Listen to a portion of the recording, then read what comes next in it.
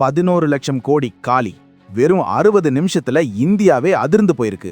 நிர்மலா சீதாராமன் பட்ஜெட்டை வாசிக்க வாசிக்க இங்க ஷேர் மார்க்கெட் ரத்த கலரியா மாறியிருக்கு. இது உங்க பாக்கெட்டையும் பாதிக்கும். எப்படின்னு பாருங்க. 2026-27 பட்ஜெட் தாக்கல் செஞ்சப்ப எல்லாரும் ஏதோ நல்ல செய்தி வரும்னு காத்துக்கிட்டு இருந்தோம். ஆனா நடந்தது வேற. பட்ஜெட் உரை முடியறதுக்குள்ள சென்செக்ஸ் 1500 புள்ளிகள் டமார்னு சரிஞ்சிருச்சு. நிஃப்டி 500 புள்ளிகள் காலி. முக்கியமா இந்த F&O கொன்றவங்க மேல வரி சுமையை ஏத்திட்டாங்க. 0.02%இலிருந்து 0.05% வரை வரி உயர்வு. இதனால மொத்த மார்க்கெட்டும் பேனிக் ஆயிடுச்சு. நம்ம ஊர்ல மொபைல் ஆப் வச்சு ட்ரேடிங் பண்ற சின்ன சின்ன முதலீட்டாளர்களுக்கு இது மிகப்பெரிய அடி.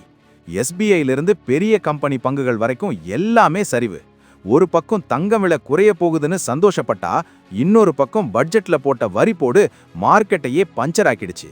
இந்த வரி உயர்வு சாதாரண மக்களை ட்ரேடிங் பக்கம் வராம தடுத்துடுமோன்னு பயமா இருக்கு. அடுத்த சில நாட்களுக்கு மார்க்கெட் இப்படிதான் இருக்கும்னு எக்ஸ்பர்ட் சொல்றாங்க. இந்த பட்ஜெட் நமக்கு லாபமா இல்ல நஷ்டமா? நீங்க என்ன நினைக்கிறீங்கன்னு கமெண்ட்ல சொல்லுங்க. இது போன்ற முக்கியமான அப்டேட்ஸ்க்கு நம்ம சேனலை சப்ஸ்கிரைப் பண்ணிக்கோங்க. மறக்காம ஷேர் பண்ணுங்க. ஏன்னா 11 லட்சம் கோடிங்கிறது சாதாரண விஷயம் இல்ல.